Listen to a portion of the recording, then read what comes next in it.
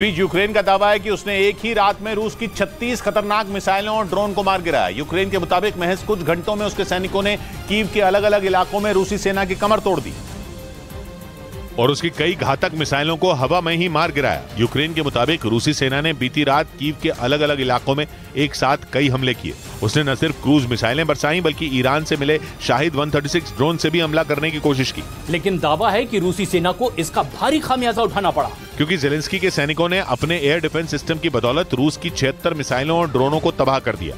ये मिसाइलें पुतिन की सेना ने Tu-95 बॉम्बर से बरसाई थी। इसके अलावा रूस के शाहिद 136 ड्रोन को भी यूक्रेन की फौज ने मार गिराया। हालांकि इस हमले में यूक्रेन के 2 लोग घायल भी हो गए। इधर मध्य प्रदेश के इंदौर में इंजीनियरिंग की एक छात्रा की जिंदगी पर अंग्रेजी भाषा भारी पड़ गई। पुलिस को शुरुआती जांच में पता चला कि हिंदी मीडियम में स्कूली पढ़ाई करने के बाद छात्रा के लिए अंग्रेजी में इंजीनियरिंग की पढ़ाई बड़ी चुनौती बन गई और अंग्रेजी में पढ़ाई का यह दबाव वो झेल नहीं पाई। आरोप है कि 5 सब्जेक्ट में फेल होने के बाद छात्रा ने खुदकुशी कर ली। पढ़ाई में जो कि कमजोर थी बच्ची पहले हिंदी मीडियम की छात्रा थी। आत्महत्या करने वाली छात्रा के दोस्तों के मुताबिक वो 5 सब्जेक्ट में फेल होने की वजह से बीते कुछ दिनों से परेशान चल रही थी। बताया गया कि यही परेशानी उसके खुद को फांसी लगाने की वजह बन गई।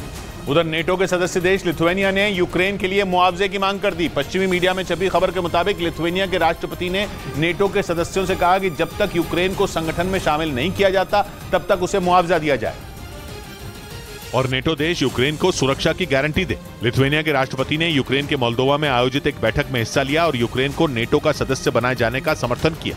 हालांकि उन्होंने इस दौरान कहा कि युद्ध के माहौल में यूक्रेन का नेटो का सदस्य बनना संभव नहीं है, लेकिन नेटो देश रूस के साथ युद्ध लड़ रहे ज़ेलेंस्की को सुरक्षा की पूरी गारंटी दें और युद्ध के तुरंत बाद यूक्रेन को नेटो का सदस्य बनाए। हालांकि रूस यूक्रेन युद्ध के दौरान ही फिनलैंड नेटो में शामिल हुआ था, जिससे पुतिन का गुस्सा 7वें आसमान पर पहुंच गया था। यूक्रेन भले ही नेटो का सदस्य अब तक नहीं बन पाया हो, लेकिन अमेरिका की अगुवाई में नेटो देशों ने युद्ध के दौरान उसकी भरपूर सैन्य और आर्थिक मदद की है। इस बीच पश्चिमी मीडिया ने दावा किया कि चीन में बेरोजगारी ने सारे रिकॉर्ड तोड़ दिए।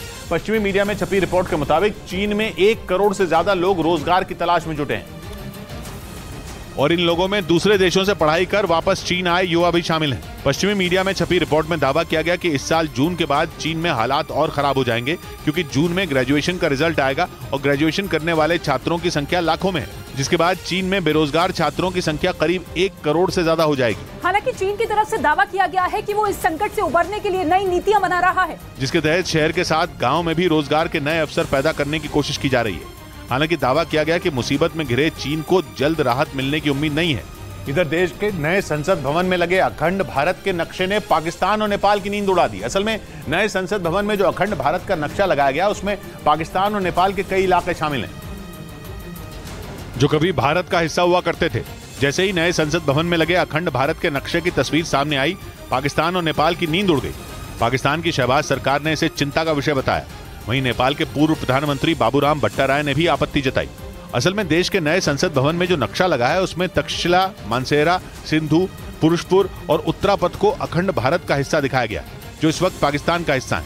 वहीं लुम्बिनी और कपिलवस्तु को भी अखंड भारत का हिस्सा दिखाया गया, जो इस वक्त नेपाल का हिस्सा है।